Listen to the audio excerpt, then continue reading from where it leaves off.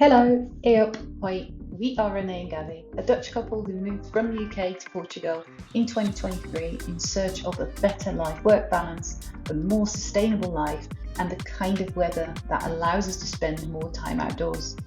In 2024, we bought this wonderful Quinta at the edge of the Serra da Estrela, and with these videos, we want to give family and friends a chance to follow us along while we renovate both the home and the land into something fit for the 21st century. In this video, we look back on the weeks between receiving the keys and us moving in. For this house move, we decided to keep everything into our own hands, which was quite the difference from our previous two moves, where we hired some skilled professionals to do all the heavy lifting. This meant that we hired a van for 2 weekends and made the journey from the apartment to the new home a 2-hour single trip, 4 times with the van and sometimes extra in between with the car as well. Luckily, there are worse routes to do regularly.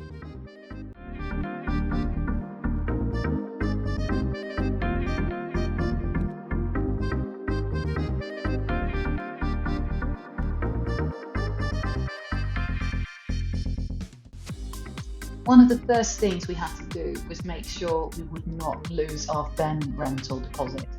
The driveway to the home was quite overgrown as many trees were not pruned back for quite a few years. So task number 1 was to cut back some of the trees before we could even start to unload the van.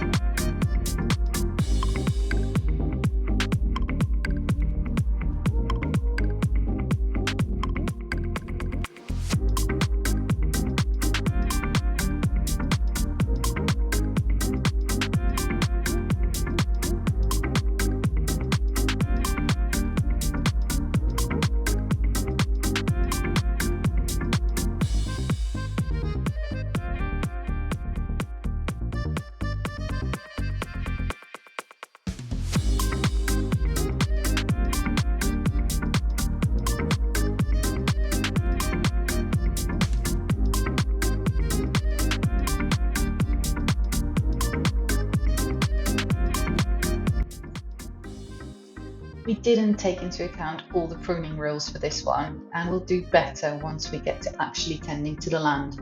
But for now, we just needed to get through and get going.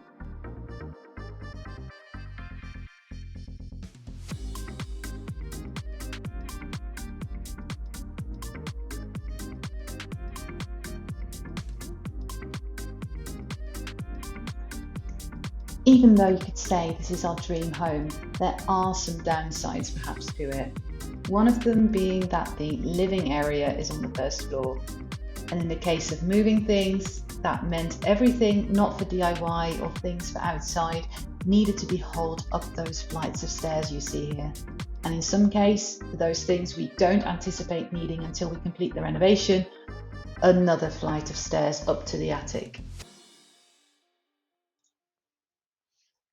Doing this with just the two of us was hard. Even though we didn't break anything, and after 8 house moves together, we can basically do everything with only a few words or no words at all. Moving so many things, especially the big hitters like our big fridge, washing machine, and the new 100-kilogram wood burner up the stairs was a massive challenge, and it took a lot of time. Some cursing was involved here and there too, as you can imagine.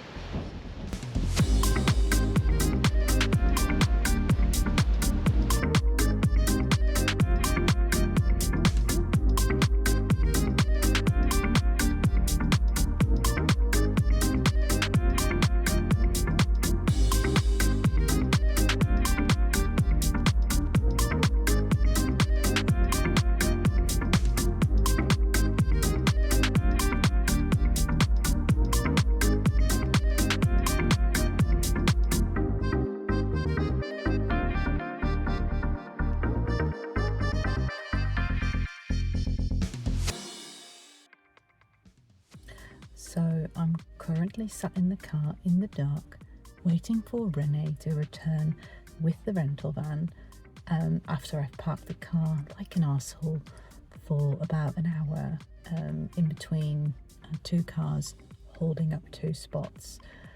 It's a good thing we don't need to make any friends here. The final day was the toughest and the longest. After driving to the new home and unloading, we had to return the van to Porto Airport, then took the taxi to our apartment, cleaned it in the hopes of getting our deposit back, and managed to get the cat in a carrier to join us for the final drive up. In the end, we got to the new home at 11 in the evening. It was cold, we were absolutely shattered, but we were there, all three of us.